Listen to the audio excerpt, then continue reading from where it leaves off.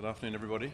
I said yesterday it'd be the final time, but in fact this is the final time under the British presidency that I brief you on matters that the Security Council has discussed. This time I'll be doing it in my national capacity to comment on the resolutions that we have adopted just now, in particular the one that the UK was very proud to hold the pen on, which is one on the Lake Chad Basin.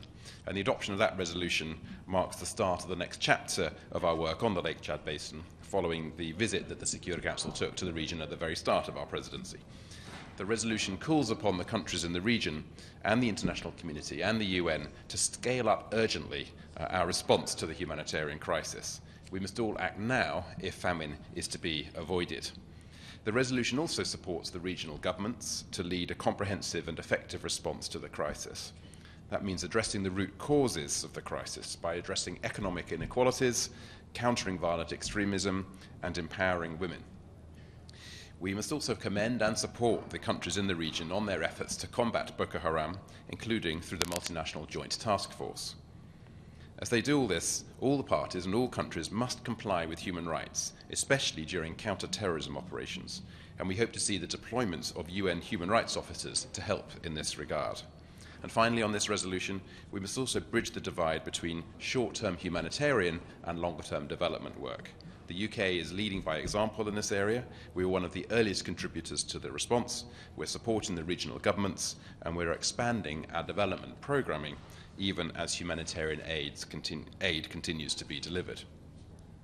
And then we also had the adoption of the MONUSCO mandate, which I welcome as well. It's a crucial time in the Democratic Republic of the Congo, and the resolution provides the mission with a strong mandate for the coming year.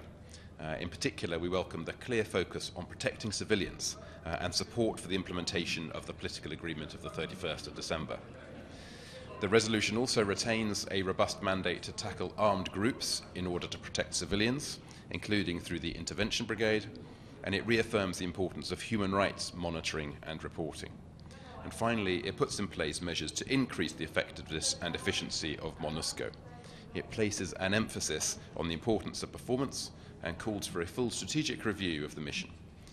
It also includes a reduction of the number of troops. This isn't about doing more with less, but about using MONUSCO's substantial resources in a more efficient and focused way. Thank you. Thank you, Mr. Ambassador. Since the Council's visit to the Lake Chad Basin, has there been any uptick in support for the efforts, the humanitarian needs, and the threat of famine? Yes, there has. There has been a significant focus, I think, on all four of the famines that the world is facing, or the near famines that the world is facing. So not just the one in northeast Nigeria that we were visiting, but also the ones in Yemen, South Sudan, and Somalia. And I'm very proud to say that through our presidency of the Security Council, we have put focus on all four of those. And we can get the figures to you, but I am confident that the international community is beginning to rise to the challenge of ensuring that we get the donations in early and that we are able to avert an even worse humanitarian crisis in all four places, including in the Lake Chad Basin. Sure, thanks a lot. Since your visit to the region, UNHCR has complained that Cameroon pushed out refugees back into Nigeria, saying that the area wasn't yet safe. Also, as I had asked you about this before, but it's now more than 70 days that the Internet's been turned off in the Anglophone areas of Cameroon. On both issues, one, were you aware of this? Was this refugee issue raised during your trip? And what do you think of the pushing back into Nigeria? And on the other issue, you said you monitor it. Do you think are things getting better or worse? Thanks.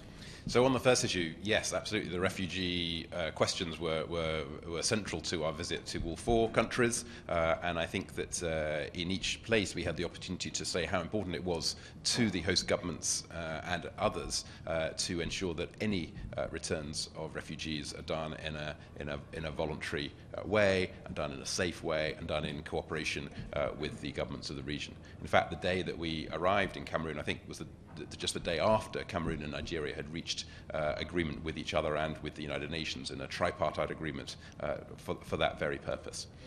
On the other question, you're right. Yeah, we keep it under constant review, and we will, we'll carry on making our judgments about whether the situation is one that merits being put on the Security Council's agenda or not. Thank you. Regarding the fight against Boko Haram in the Lake Chad region, the Trump administration has given its military the authority to go after al-Shabaab in certain parts of Somalia. Does something of that sort need to be considered for the Lake Chad Basin, given that in particular the Nigerian military has had a very difficult time putting down Boko Haram?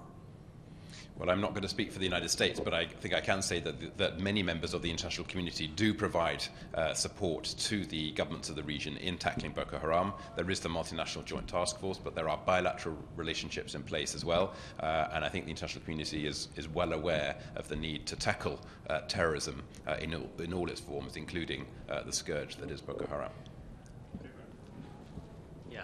Matthias asked with TV2 Norway. Both France and the U.S. publicly disagreed on the number of cuts. How would you describe the negotiations to get the whole council to agree on a number? I describe them as successful in that there was an agreed resolution which included a cap which is lower than the previous ceiling for the number of troops in MONUSCO, which everyone voted for.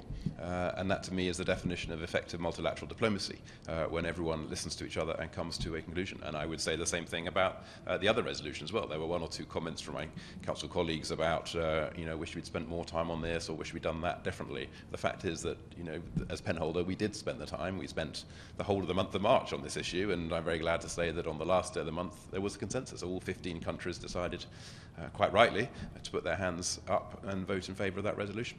Okay, thank you. All right, thank you.